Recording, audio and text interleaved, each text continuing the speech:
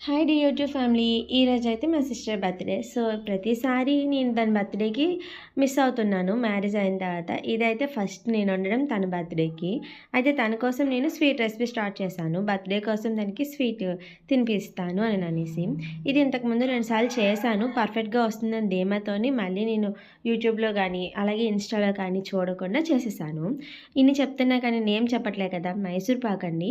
మైసూర్ పాక్ కోసం ఫస్ట్ ఒక కప్పు పిండిని జల్లించి పెట్టుకోవాలి. ఒక కప్పు పిండికి 2 కప్పుల వరకు షుగర్ తీసేసుకొని పాకం రావాలి. అందులో ఒక గ్లాస్ వరకు వాటర్ వేసేసుకోవాలి. అంటే మనం ఏ కప్‌తో తీసుకున్నామో ఆ కప్‌తో మెజర్‌మెంట్. సో, ఇలా తీగ పాకం వచ్చేంత వరకు మరిగించుకోవాలి. తీగ పాకం వచ్చిన తర్వాత మనం జల్లించి పెట్టుకున్న పిండిని కూడా ఇందులో వేసేసుకొని నీట్‌గా ఉండలు లేకుండా కలుపుకోవాలి. ఒకే రొటేట్లో కలుపుకున్నట్లయితే ఉండలు కట్టకుండా పర్ఫెక్ట్‌గా కలిసిపోతుంది.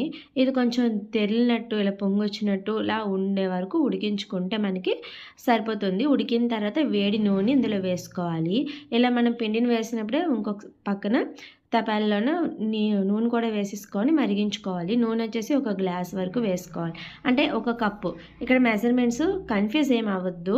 ఒక కప్పు శనగపిండి, 2 కప్పులు పంచదార వేసి, ఒక కప్పు నీళ్ళు వేసి పాకం తీసుకోవాలి. అలాగే ఒక కప్పు శనగపిండికి ఒక కప్పు వరకు నూనెని మరిగించి ఇక్కడ వీడియోలో చూపిస్తున్నట్టుగా వేసుకోవాలి. నేను లాస్ట్‌లో కొంచెం చల్లగా అయిపోయిన తర్వాత నూనె ఏసడం వల్ల ఏంటో కానీ నాకు గుల్లగా రాలేదు. కానీ పర్లేదు. స్వీట్ అంతా వేస్ట్ అవ్వకుండా మాత్రం చాలా బాగా అయితే వచ్చింది. తర్వాత నేను ఏం చేశానంటే కొంచెం దగ్గరగా అయ్యేంత వరకు ఉడికించుకున్నాక ఇలా ప్లేట్‌లో వేసేసాను. ప్లేట్‌లో అయితే త్వరగా చల్లారిపోతుంది కదా అని అనేసి.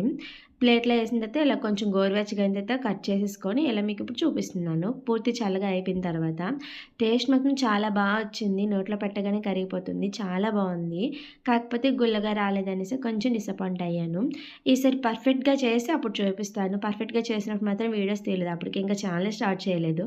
ఇప్పుడు పర్ఫెక్ట్‌గా చేస్తానని ధీమాతో ముందుసారి చేశాను కదా అని కాన్ఫిడెన్స్‌తో చేశాను. కానీ ఏదో మిస్ చేశాను. పర్వాలేదు. స్వీట్స్ బాగానే వచ్చాయి కదా! టేస్ట్ కూడా చాలా బాగుంది. Thanks for watching. సబ్స్క్రైబ్ చేసుకోవచ్చుగా.